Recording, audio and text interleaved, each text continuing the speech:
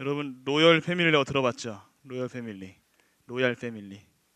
네, 그야말로 뭔가 우리와는 다를 것 같은 소위 대한민국 1%라고 불리는 최상위층에 속하는 계층의 사람들이 우리 사회에 있습니다. 여러분이 그런 분들을 만나 보셨는지 그렇지 않은지 잘 모르겠지만 로열 패밀리라는 것이 분명히 있어요. 저기 우리나라 반대편에 가보면은 미국이란 나라가 있어요. 여러분 모르겠지만 미국이란 나라가 있습니다. 네, 목사님 가봤는데요. 그 미국이란 나라에 대통령이라는 분이 계십니다. 계시는데 그 대통령이 아빠도 대통령을 했고 아들도 대통령을 했다는 그런 소문이 있어요. 그 로열 패밀리가 있습니다. 그리고 그 나라에서는 남편도 대통령을 했고 부인이 대권을 도전한다는 그런 소문이 돌고 있습니다. 그런 로열 패밀리가 있고 여러분도 잘 모르겠지만은 우리나라의 아빠가 대통령이었고 딸이 대통령이 됐다는 그런 소문이 우리나라에 돌고 있어요. 그런 분들이 로열 패밀리 여러분은 한 번도 본 적이 없잖아요, 그렇죠? 만나본 적도 없고 감히 우리가 손에 손도 잡은 적이 없고 여러분 그런 분들이 있습니다. 여러분이 한 번도 경험해 보지 못한 로열 패밀리가 있어요. 그리고 몇 대를 이어서 국회의원을 하는 집안들이 있어요. 그리고 몇 대를 이어서 반장을 하는 사람들이 있죠. 반장 해본 사람, 학교 다닐 때 반장 해본 사람, 이제 창피하다 이건가? 네. 반장은 둘 중에 하나죠. 싸움을 잘하거나 공부를 잘하거나 아니면 왕따거나 하기 싫어서 왕따였던 것 같습니다. 그리고 우리나라하고 가장 가까운 나라인 3대 세습을 하고 있는 조선 왕조가 있습니다. 거기에 그분들도 무시할 수 없는 가끔 목사님이 그분의 성함을 쳐봐요. 그러면은 화려하더라고요. 할아버지가 누구고 아버지가 누구고 그분이 지금 위대한 수령이 돼서 지금 조선을 호령하고 있습니다. 그분이 로열 패밀리예요. 그래서 그분을 언젠가 한번 뵐 수 있을까 그 마음속에 간절히 소망하고 있습니다. 함께 예배드릴 그날을 위해서 항상 하나님께 기도하고 있죠. 여러분은 로열 패밀리예요, 아니에요? 응? 로열 패밀리 아니에요. 이 땅을 살아가면서 목사님은 그래도 몇 단계를 거쳤잖아요, 그렇죠? 몇 단계를 거쳤어요. 소위 정말로 이 사람들은 사회의 엘리트 계층이다. 이 사람은 정말 좀 부자다. 그 지역에서 알아주는 부자다. 그런 분들을 이제 만나봤고 대통령도 받고 국회의원도 직접 상대해봤고 그 경험을 해보니까 다른 것 같아요. 생각도 다르고 사회를 보는 시각도 다르고 달라요. 이 목사님들의 세계도 달라요. 그저 이게 평범하게 사역하는 목사님들이 계시고 조금은 다른 생활을 하시는 목사님들이 계시고 근데 어떤 것이 옳다 틀리다라고 얘기하는 것은 너무 이분법적인 것 같아요. 그리고 이 사람이 하는 것이 옳다 저 사람이 하는 것이 나쁘다 왜 사람마다 다 단점이 있고 실수도 할 수 있고 그렇지만 어쨌든 조금은 다른 계층에서 조금은 다른 세계에서 사시는 분들은 확실히 보는 것이나 생각하는 것이나 행동하는 것이 조금은 차이가 나더라고요. 여러분 혹시 지금 대학교에서 생활하고 있는 친구들은 내 밑에 누가 있는가 나보다 못하는 친구들만 보지 말고 목사님 학생 때 그런 걸 실수를 많이 했는데 내 위에 학생들 나보다 조금 잘하는 조금 더 업그레이드 된 조금 더 클래스가 높은 그 친구들의 생활 패턴이나 이런 걸 잘 봤으면 좋겠어요. 그 대학생 특히 여자들은 밖에서 남자들을 찾지 말고 열람실에서 남자들을 찾는 게 좋습니다. 열람실에서 응? 열람실에서 찾으세요. 보통 20살부터 25살까지 열람실에 앉아서 엉덩이에 진물이 나도록 앉아서 공부한 남자는 찾기 힘듭니다. 네, 힘들어요. 보통 남자들이 철이 드는 나이가 26살, 7살 창피하다는 생각이 들 때 그때 공부를 시작하거든요. 빠른 친구들은 23살, 4살 군대 갔다 와서 그 열람실에 앉아있는 20대 초반은 거의 절반은 믿고 가면 된다 이렇게 생각하시면 됩니다. 얘는 뭘 해도 하겠구나 철이 빨리 들었다는 거예요. 그런데 목사님이 왜 지금 로열 패밀리를 얘기를 했는가? 어떤 가정에서 태어나는지가 무시를 할 수 없는 것 같아요. 만약에 지금 우리 박근혜 대통령이 박정희 대통령의 딸이 아니었다면 과연 대통령을 할 수 있었을까? 저는 안 될 거라고 봅니다. 수많은 여성 정치인들이 대권에 왜 욕심이 없었겠습니까? 지금 우리가 이 말만 하면 알 수 있는 여성 정치인들, 여러분들 얼마나 관심이 있을지 모르겠지만 그분들도 박근혜 대통령 못지않는 실력을 갖추고 오히려 더 뛰어나다고 할 수 있는 그런 파워를 갖춘 여성들이 있어요. 근데 그분들은 명함도 못 내밀었죠. 예전에 이 한명숙 국무총리가 됐을 때만 해도 여성 첫 총리, 그것만으로도 사실이 그 사실이 알려지게 되었을 때 나라가 들썩들썩했잖아요. 여러분은 여러분 가정에 있어서 몇 점을 주고 싶어요? 내 인생에서 우리 가정은 이 정도면은 내가 이 정도 만족할 것 같다. 어떤 부모 밑에서 태어나느냐, 어떻게 지원을 받았느냐, 또 어떤 교육을 받았느냐, 가정 환경이나 부모님들의 생활이나 그런 삶의 그런 반경들이 사실은 가정에서 많이 영향을 받는 것 같아요. 여러분, 부모님은 내가 선택할 수 없는 거잖아요, 그렇죠? 부모님도 나를 선택할 수 없는 거잖아요. 하나님께서 정해주신 천륜이에요. 만약에 부모님이 정말 못 배우셨다, 그러면 여러분은 그게 하나님이 정해주신 천륜이에요. 만약에 부모님이 너무 가난하시다, 그러면 그것도 하나님이 여러분에게 허락하신 천륜이죠. 그러니까 하나님이 정말로 여러분을 사랑하시고 여러분을 귀하게 여기신다면 누구보다도 고귀한 자녀로 또 잘 먹고 잘 살고 누구보다 뛰어난 재능을 주셨으면 참 좋겠지만 하나님은 일부러 무슨 생각인지 모르지만 여러분이 생각하는 것만큼 여러분 가정에 있어서 썩 이렇게 만족하지 않을 것 같아요. 왜냐하면 사람들은 좋은 것을 찾기보다는 불만족하는 것에 더 관심이 많기 때문에 긍정적인 것보다는 부정적인 것에 더 점수를 주고 거기에 귀를 기울이고 거기에 불평불만을 쏟아내죠. 로열 패밀리라고 부를 수 있는 여러분도 지금 최상위 계층에 속해 있는지 안 속해 있는지 각자가 알겠죠. 그러나 목사님이 알고 있는 우리 청년부의 대다수는 사실은 가족에서 가정들의 지원을 잘 못 받는 것 같아요.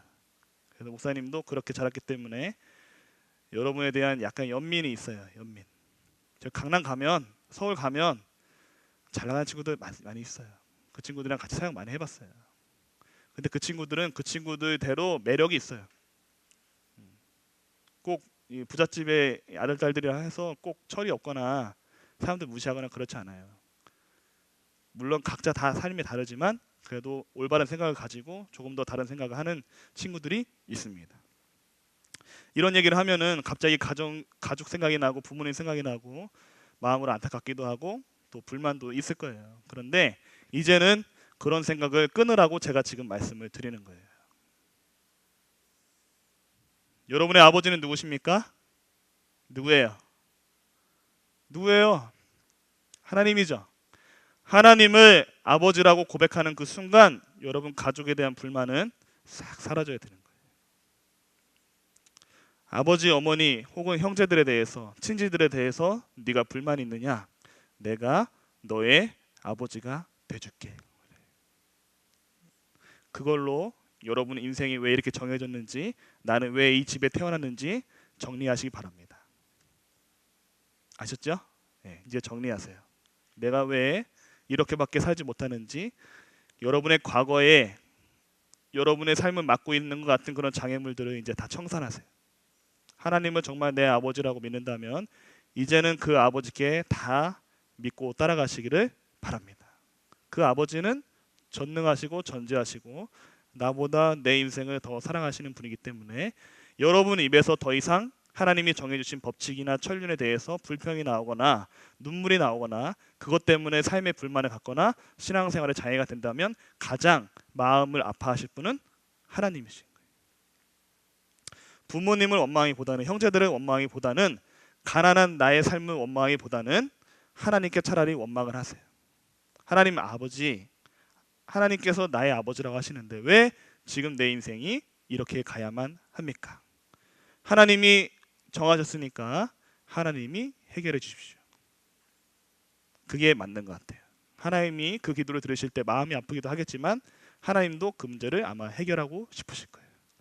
그런데 재미있는 것은 모르긴 몰라도 여러분의 그런 아픔들이 성장 과정에서의 여러 가지 실패들과 좌절감들이 오히려 하나님과 더 가까이 만들었는지 몰라요. 목사님은 그런 케이스였어요. 의지할 게 없으니까 누가 나 도와준 사람도 없고 알아주는 사람도 없고 세상은 점점 험해져 가고 요구하는 건 많아지고 그럼 아버지께 나아가죠. 여러분도 마찬가지예요. 하나님의 아버지라고 진짜 믿는다면 그 아버지를 따라가시면 됩니다.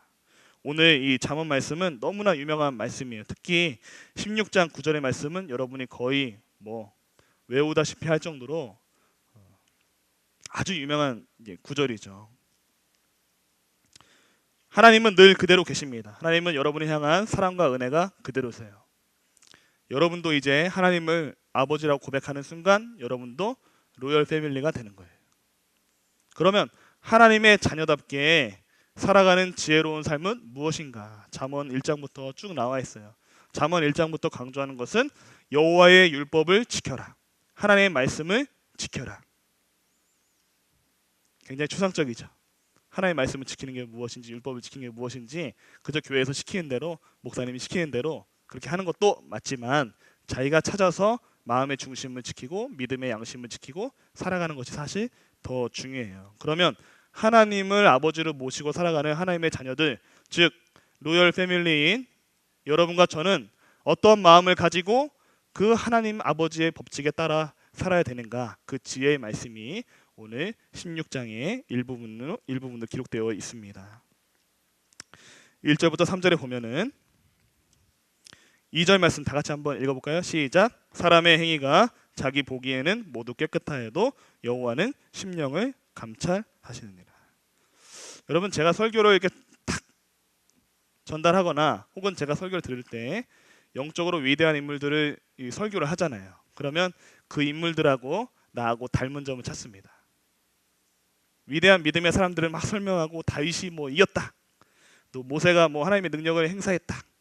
사도 바울이 어떤 기적을 행했다. 이런 믿음을 가지고 있었다라고 설교를 하거나 설교를 듣게 되면 그 인물하고 나하고 매칭이 되는 부분을 자꾸 찾아요. 그렇거든요. 설교를 들으면서 이 설교는 저 사람이 들어야 되는데, 이 설교는 저 사람이 들어야 되는데, 그런 경우도 있어요. 잘못된 이야기, 잘못된 신앙의 길로 가고 있는 사람들의 이야기. 영적인 인물들은 자기하고 이렇게 매칭을 시켜서 나는 잘하고 있다라고 생각하는 사람들이 있죠. 물론 여러분의 믿음 생활이 좋을 수 있어요. 그런데 여러분 믿음에 대한 이 과신이 오히려 여러분 자신을 잘 못 볼 수 있는 그런 안타까운 결과로 초래할 수 있습니다. 우리의 신앙 평가는요, 하나님이 하시는 거예요. 지금 목사님의 신앙이 좋은지, 여러분의 신앙이 좋은지, 여러분 옆에 있는 사람의 신앙이 더 좋은지 아무도 모르는 거예요. 물론 얼굴은 누가 더 이쁜지 안 이쁜지 바로 판별할 수 있지만 여러분의 신앙은 하나님이 하시는 거예요. 지금 우는 친구들도 있는데 결국은 우리를 지으시고 우리 인생을 이끌어 가시는 하나님께 달려 있는 거예요. 근데 여기 사실은 2절의 말씀은 무서운 말씀이에요. 무서운 말씀. 사람의 행위가 자기 보기에는 모두 깨끗하여도 여호와는 심령을 감찰하시느니라. 여러분, 되게 유명한 격언이 있죠. 남이 하면 불륜, 내가 하면 로맨스. 이 법칙은 여러분 죽을 때까지 이어집니다. 불타는 사랑을 해본 적이 있는가? 무조건 난 로맨스예요. 하나님과 관계 모두 다 나는 로맨스였던 거예요. 그런데 여러분도 사랑과의 관계든 하나님과의 관계든 여러분 스스로에게 냉철해져야 돼요. 내가 지금 신앙생활을 하면서 잘못하고 있는 부분들, 잘못 생각하고 있는 부분들, 사랑과의 관계, 또 하나님과 관계에서 내가 실수하고 있는 부분들을 자꾸 찾아내야 돼요. 그래서 고쳐내야 됩니다. 반복되는 일상, 반복되는 죄, 여러분이 찾아내서 그것을 고쳐내야 되는 거예요. 이왕이면 하나님께 어떤 칭찬을 받아야 됩니까? 볼을 꼬집히면서 특급 칭찬을 받아야겠죠. 오늘 목사님이 여러 가지로 웃기려고 노력하는데 여러분의 표정은 저를 굉장히 힘들게 하고 있습니다. 목사님이 아직 유머 감각이 죽지 않았는데 왜 그런 일이 펼쳐지느냐? 여러분 속에 자기 애로 꽉 차 있어요. 하나님과 관계에서 아주 중요한 것이 있는데 그것은 여러분 자신을 하나님께 완전히 오픈을 시켜야 됩니다. 오늘 하나님께서 사람의 행위가 자기 보기에는 모두 깨끗하여도 여호와는 심령을 감찰한다 하시거든요. 이게 굉장히 중요한 말씀이에요. 여러분, 사역자들이 모두 다 깨끗하게 순수하게 사역할 것 같죠? 모든 목사님들이 그럴 것 같죠? 사실 그렇지 않습니다. 저도 그렇지 않아요. 선교를 하러 가는 선교사님들이 다 깨끗할 것 같죠? 그렇지 않아요. 여기 프레이즈하는 이 찬양 단원들이 다 하나님이 깨끗하고 순수하게 찬양하는 것 같죠? 그렇지 않아요. 본인들이 알아요. 일주일 동안 개판으로 살고 하나님을 거룩하게 찬양하는 그런 프레이즈 단원들이 이 앞에, 여러분 앞에 앉아 있습니다. 프레이즈를 위해서 박수. 네. 이런 이율배반적인 모습이 우리 안에 잠재되어 있습니다. 그것을 여러분이 하나님께 오픈을 하고 고쳐내야 되는 거예요. 왜? 하나님은 지금 내가 찬양을 얼마나 멋지게 했느냐, 내가 설교를 얼마나 잘 준비하고 성경 해석을 얼마나 잘하고 성경 공부를 얼마나 열심히 하고 하나님께 눈물을 흘리면서 기도를 하고 예배를 하느냐, 그게 중요한 것이 아니고 여러분의 마음을 본다 그 말이에요. 뭐냐? 사역자든 평신도든 다 상관없이 하나님을 위한 일에 그 동기가 선한가, 그것을 물어봐야 되는 거예요. 하나님이 위대한 비전을 주시고 위대한 기도 제목 주세요. 너 나를 위해서 한번 이걸 해줄 수 있겠니? 그런 하나님의 음성이 막 들려옵니다. 그런데 대부분의 그런 비전들, 소원들, 하나님에 대한 갈망은요, 나의 욕심과 결부되어 있어요. 내가 이 비전을 위해서 가면 내가 영광을 받을 수 있을 거야. 나도 유명해질 수 있겠지. 나도 다른 사람들이 이해해 줄 수 있겠지. 그래서 선교사들이 많이 생기는 거예요. 야, 선교가 안 된다. 위대해 보이거든요. 목사님 어릴 때 선교사님들이 와서 간증을 하면은 막 기대가 됐어요. 막 어리지만 그래도 선교사님들은 전혀 다른 세계에 살고 있는 정말 우주인 같은 목사님들도 마찬가지죠. 근데 지금 동종 업계에서 활동하다 보니까 달리 보이는 거예요. 저 사람은 정말 순수하게 하나님의 일을 하고 있는가? 저 사람은 정말 순수하게 목회를 하고 있는가? 나는 정말 하나님께 비전이 있고 소망이 있다 하지만 정말 순수하게 사역을 한다 하는가? 공부를 하는 이유, 교회에서 목회를 하는 이유, 학교에서 공부를 하는 이유, 친구들을 만나고 여러분 진로를 준비하고 결혼하는 그런 모든 이유들이 과연 선한 동기 속에서 하나님께 드려지고 있는가? 고백이 되어지고 있는가? 여러분 자신을 점검해야 되는 거예요. 물론 하나님은 여러분의 불완전한 모습을 보시고 불완전한 마음을 보시고 불완전한 계획을 보시고 아이고 잘한다 내 새끼 하실지 모르지만 그거는 하나님의 아버지의 마음이고 우리 자녀들은 깨끗해야 되는 거예요. 만약에 목사님이 돈을 벌기 위해서 목회를 한다, 그러면 목회를 내려놔야죠. 내가 영광을 받기 위해서 오지로 선교를 나간다, 내려놔야 되는 거예요. 그런 사람이 가서 선교를 망치는 거예요.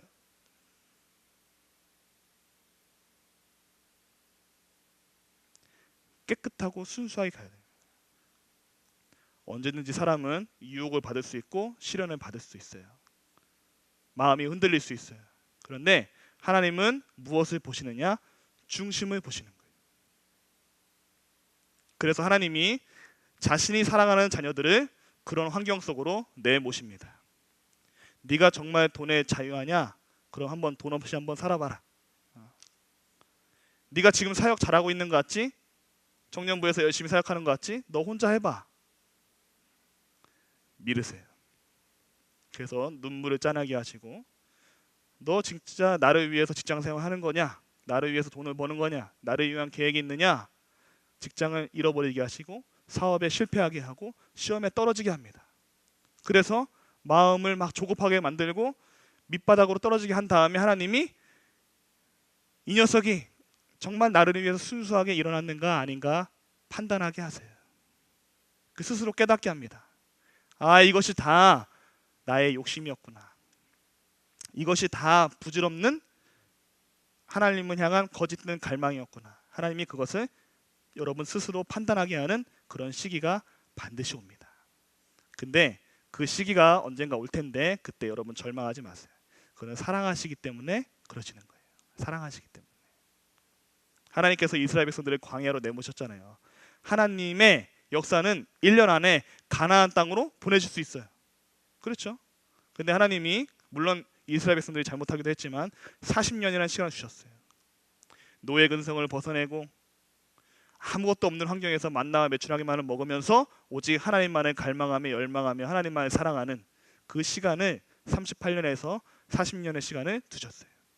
깨끗하고 순수하게 오직 하나님 말씀으로 율법으로 살아가는 백성으로 만들기 위해서. 하나님은 그렇게 순수하고 충성된 자녀로 만들기 위한 그 시간을 수십 년이라 할지라도 그 시간을 아까워하지 않습니다. 결코 아까워하지 않아요.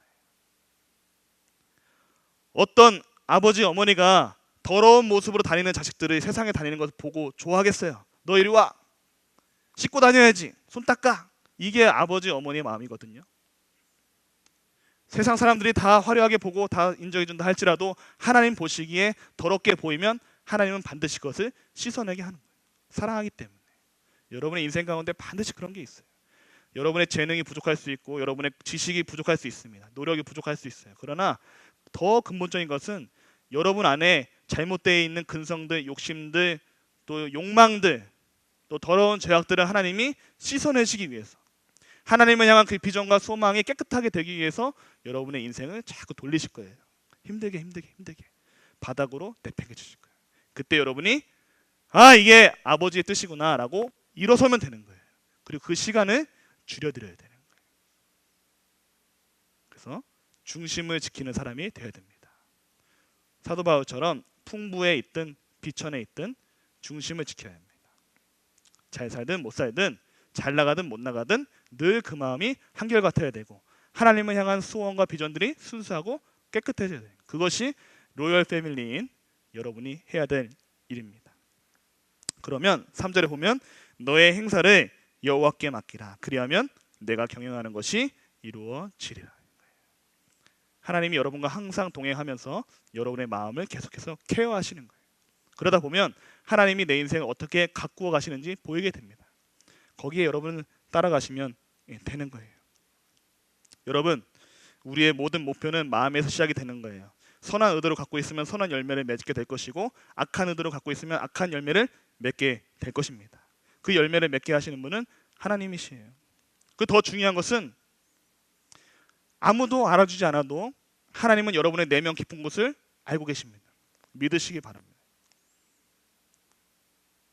여러분의 중심이 정말 하나님 보시기에 선하고 아름다운지 그것은 하나님이 판단하시는 거예요. 그리고 반드시 때가 되면 그 열매를 맺게 하십니다. 여러분 청년 때에 겁먹들지 마세요. 겁먹들지 마세요. 아, 나는 20대니까 아직 괜찮겠지. 여러분 20대에 지금 엄청난 일을 하고 있는 사람들이 상당히 많아요. 여러분 도전의식을 가지고 하나님의 자녀인데 내가 아버지의 자식인데 이렇게 살면 안 되지. 항상 마음에 경각심을 가지고 깨어서 살아가시기를 바랍니다. 그러면 여러분 선한 의도에 여러분 열심에 맞게 하나님이 아름다운 열매를 맺게 하실 거예요. 4절부터 8절의 말씀을 볼 거예요. 그러면 6절 말씀 다 같이 한번 읽어보겠습니다. 시작. 인자와 진리로 인하여 죄악이 속하게 되고 여호와를 경외함으로 말미암아 악에서 떠나게 되느니라. 히브리서 11장의 말씀을 보면은 믿음이 없이는 하나님을 기쁘게 하지 못한다. 그런 말씀이 있거든요. 믿음이 없으면 여러분의 인생의 반전 카드는요, 여러분이 가지고 있는 재능이나 어떤 자격증을 갖는 것이 아니고 여러분의 인생의 반전 카드는 믿음이 있어요. 믿음. 근데 믿음은 너무 추상적이잖아요. 도대체 아브라함의 믿음하고 내 믿음하고 도대체 무슨 상관이 있는 거예요? 그 예수님이 항상 제자들을 꾸짖을 때 믿음이 없는 자요. 예수님이 왜 자꾸 믿음이 없는 자라고 했는지, 근데 저는 제자 입장에서 믿음이 없는 자여라고 하는 그 예수님 말씀을 들었을 때 제자들의 심정을 좀 생각해 봤어요. 예를 들어서 오병이에요. 오병이어. 오병이어를 하기 전에 그 상황 여러분 잘 알죠? 2만 명에 가까운 사람들을 어떻게 무엇으로 먹일 수가 있어요? 한 2천만 원, 최소 2천만 원이 필요한데 그 돈이 어디 있어요? 근데 예수님이 너희가 먹을 것을 주어라. 자꾸 믿음을 탓하거든요. 근데 제자들은 없잖아요. 없는 것을 자꾸 예수님 믿음이 적다 그래요. 베드로가 무리를 걷지 못하는 게 당연한 거잖아요. 예수님을 보고 가서 이제 베드로가 물에 빠졌는데 예수님이 건져주면서 믿음이 없는 자 이렇게 말씀하시잖아요. 못하는 걸 어떻게 하는 거예요? 근데 예수님은 끊임없이 제자들에게 왜 이렇게 믿음이 없냐? 변화산에서 내려오시면서 제자들이 논쟁을 하고 있으니까 너희가 왜 이렇게 믿음이 없냐? 이 귀신을 왜 못 쫓아내느냐? 계속 믿음이 없다 그래요. 성경이 수많은 믿음에 대해서 정의를 해주고 있는데 그 믿음의 내용들을 하나씩 이렇게 쳐서 개념을 정리하다 보면 뭐냐면 믿음은 바꾸어내는 거예요. 하지 못하는 것을 할 수 있게 만들어내는 거예요. 모두 다 안 된다는 것을 될 수 있게 만들어내는 거예요. 여러분 안에 하나님을 향한 믿음이 다 있죠? 하나님 향한 믿음이 다 있습니다. 그 믿음은 누가 시켜서도 아니고 누가 너 믿음 좀 가져라 이렇게 되는 게 아니에요. 부모님이 너 신앙생활 좀 잘해라 해서 신앙생활 잘하는 것이 아니고 아무도 설명할 수 없는 하나님만이 건드릴 수 있는 그 센서를 믿음이란 센서를 건드렸기 때문에 여러분이 믿음이란 지금 고백을 하고 있는 거예요. 그게 택하신 자들이라는 표징이거든요. 여러분 영혼의 내면의 가장 예민한 곳에서 발동하는 것이 이 믿음이에요. 목사님이 감정으로 찬양하는 것을 경계하라고 했지만 어쨌든 뭐가 됐든 어쨌든 하나님을 찬양할 수 있게 하는 것도 믿음이거든요. 하나님의 존재에 대한 믿음, 하나님의 역사에 대한 믿음. 근데 그 믿음의 실체가 무엇이냐면은 예수님이 끊임없이 강조한 믿음의 실체는 바꿔내는 거예요. 바꿔내는. 이 땅에 살아가면서 하나님께 영광을 돌릴 수 있는 방법이 여러 가지가 있습니다. 돈을 잘 벌어서 하나님의 교회도 많이 짓고 많이 구제하고 선교하는 것도 중요해요. 그리고 사회적으로 아주 중요한 포지션을 가져서 정치적으로 또 신분적으로 혹은 위대한 또 문예가가 돼서 문학가가 돼서 혹은 스포츠인이 돼서 하나님께 영광을 돌리는 것도 중요하지만 진짜 중요한 것은 여러분 이 세상을 살아가면서 하나님의 자식으로서 잘못된 것들을 바로잡는 일들을 해야 되는 거예요. 그것이 예수님이 가르쳤던 믿음의 핵심입니다. 왜 안식일에 사람을 고치는 것이 잘못됐느냐? 율법이 먼저 있었느냐? 사람이 먼저 있었다. 그것이 복음이었어요. 이 사람도 아브라함의 자손이다. 안식일에 제사를 지내는 게 중요하냐? 그것보다 잃어버린 양 한 마리를 찾아오는 것이 더 중요하다. 너무나 유명한 선한 사마리아의 비. 그것보다 더 중요한 것이 있다. 여러분 앞으로 인생을 살면 살수록 교회 아니든 학교든 직장이든 어느 순간에서든 가정에서조차도 사회의 부조리를 보게 될 겁니다. 그리고 많은 사람들이 그냥 이거는 이렇게 사는 거야 라고 하는 것들을 보게 될 거예요. 그런데 그런 여러 가지 일들 중에서 넘어갈 수 있는 것도 있고 안 넘어갈 수 있는 게 있어요. 물론 모든 것은 여러분 다 참견하는 소리가 아닙니다. 근데 이건 아무리 생각해도 하나님 보시기에 이거는 잘못되었다라고 하는 것은 여러분에게 보내주시는 하나님의 비전이에요. 이건 정말 아닌 것 같다라고 생각이 들고 자꾸 기도하게 하고 순간순간 마음에 들게 하는 것은 여러분 보고 고치라는 거예요. 너희가 먹을 것을 주어라. 오병이어 기적 때 예수님께서 이렇게 명령을 하시거든요. 아무것도 없는 제자들에게 너희가 그동안 나한테 배웠지? 그만 좀 배우고 너희들도 이제 줄 수 있는 사람이 되어라. 그것이 예수님이 말씀하시는 믿음의 포인트 중에 하나였어요.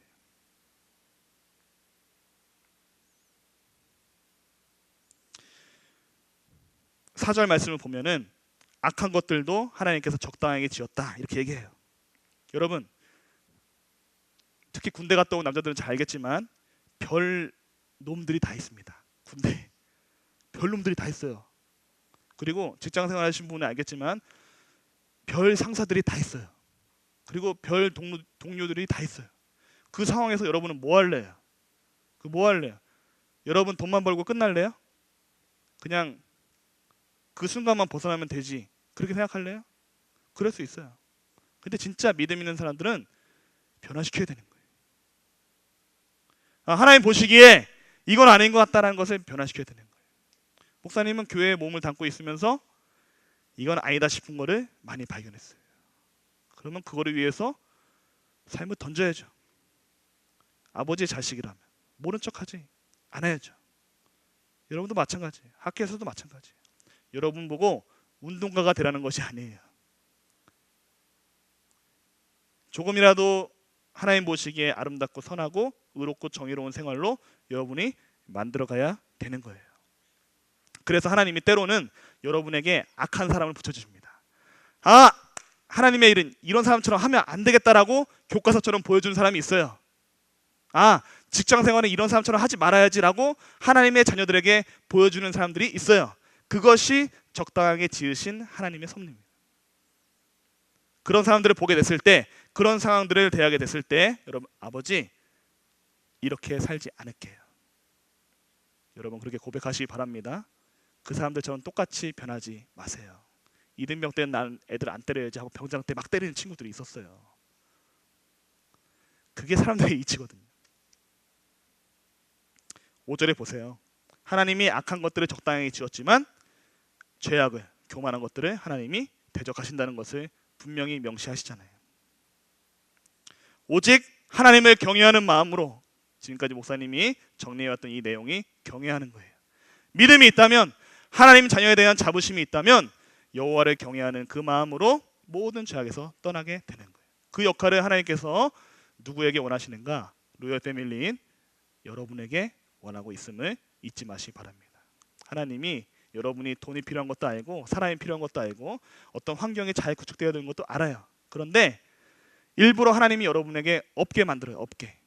그래서 무에서 유를 창조하는 하나님 닮은 자녀로 만들어 가심을 꼭 잊지 마시기 바랍니다. 그것이 믿음이에요. 믿음의 원리입니다. 그래서 7절에 보면 사람의 행위가 여호와를 기쁘시게 하면 그 사람이 원수라도 그와 더불어 화목하게 하시는, 결국은 하나님의 목적을 이루신다는 거죠. 그리고 8절에 보듯이 적은 소득으로 공의를 경험하는 것이 불의를 가지고 많은 소득을 경험하는 것보다 훨씬 낫다는 거예요. 희생과 손해가 따르더라도 이것이 정말 하나님 보시기에 정의로운 일이라면 그 길을 가야 되는 거예요. 여러분 할 수 있겠습니까? 할 수 있겠어요? 네. 그렇게 마음을 가지고 살아야 되는 거예요. 우리 9절 말씀 다 같이 읽겠습니다. 시작. 사람이 마음으로 자기의 길을 계획할지라도 그의 걸음을 인도하시는 이는 여호와시니라. 오늘 설교 제목이죠. 여러분 지금까지 목사님이 쭉 말씀을 정리한 거예요. 잠언의 말씀을 그냥 있는 그대로 읽다 보면 뭘 적용해야 될지 어떻게 해야 될지 그냥 좋은 말들이잖아요. 내 마음에 다가오지는 않아요. 그래서 목사님이 쉬운 언어로 표현을 해준 거예요. 목사님이 하는 말이 다 진리는 아니에요. 그렇지만 적어도 이런 개념을 가지고 성경을 보면 좋겠다라고 지금 설교 시간에 설명해 주는 거예요. 여러분 청년 때에 잘못 범하는 게 있어요. 조급한 마음에 결정하는 것들이 있습니다. 조급한 마음에 자격증을 모으는 친구들이 있어요. 이것저것 바리스타도 해보고 컴퓨터도 해보고 디자이너도 해보고 다 이런 자격증 다 해봐요. 근데 결국 써먹을 데가 없으면 그 자격증이 필요가 없거든요. 그 사람은 이 불안한 심리가 있어요. 조급함 심리. 결혼 상대자도 마찬가지예요. 이게 나이가 28살, 29살, 30살 넘어가면 막 조급함이 막 밀려와요. 그래서 이 남자도 좋아 보이고 저 남자도 좋아 보이고 이 여인도 좋아 보이고 저 여인도 좋아 보이고 그 중에 한 명만 걸렸으면 좋겠다는 그런 심리가 막 생길 때가 와요. 그걸 왜 목사님 이렇게 잘하느냐? 저도 그랬기 때문에 그래요. 그래서 이건 아니지, 이건 아니지. 그렇게 내가 하나님 원하시는 배우자를 찾기 위해서 기도해왔는데 내가 순간 넘어지면 안 되지. 조급함이 다 있죠. 예. 조급함을 내려놓으세요. 여러분의 인생은 누가 인도하신다고요? 하나님이 인도하시는 거예요. 여러분에게 가장 알맞은 짝을 누가 알고 계시냐? 하나님이 알고 계셔요. 하나님이 정해주신 짝은 여러분을 굉장히 피곤하게 할 겁니다. 여러분을 성숙하게 하기 위해서. 그리고 여러분이 원하지 않는 직장에 하나님이 들어가게 할 수도 있어요. 여러분을 성숙하게 하기 위해서. 다 맡기세요. 다 맡기고 여러분이 오로지 해야 될 일은 선하고 아름다운 마음, 그리고 하나님 보시기에 공의롭고 정의로운 세상으로 만들어가는 일. 그 일에 여러분의 인생을 다 바치기를 바랍니다. 예, 여러분. 하나님은 그것을 원하는 거예요. 왜 우리에게 이 땅의 삶을 허락하셨는지, 왜 하나님이 모양교회로 저와 여러분을 보내셨는지 이걸 알아야 되는 거예요. 지금은 내가 뭐든지 30살이 되고 40살이 되면 50이 되고 60이 되면 내가 그때쯤에는 뭔가 달라져 있겠지. 아니에요. 지금 여러분의 삶을 여러분 스스로 변화시키지 못한다면 여러분은 50이 돼도 60이 돼도 큰 변화가 없을 거예요. 여러분 주변에 있는 불평 불만들을 다 제거하세요. 내 인생을 막고 있는 것 같은 그런 장애물들을 다 제거하세요. 그리고 장애물들이 여러분에 있는 인생의 짐들이 불평과 불만이 떠나지 않는다면 안고 가세요. 이거 있어도 상관없다. 내가 이걸 다 이겨내고 할 수 있다. 이런 심정으로 살아가시기 바랍니다. 그래야 하나님이 기뻐하세요. 그래야 그런 인생을 허락하신 하나님께서 여러분의 인생을 보고 마음 아파하지 않으십니다. 여러분 인생에 굴곡이 많은 청년들, 또 많은 핸디캡을 가지고 있다 하는 청년들 절대로 기가 죽지 마세요. 하나님이 그만큼 여러분을 향한 기대감이 큰 거예요.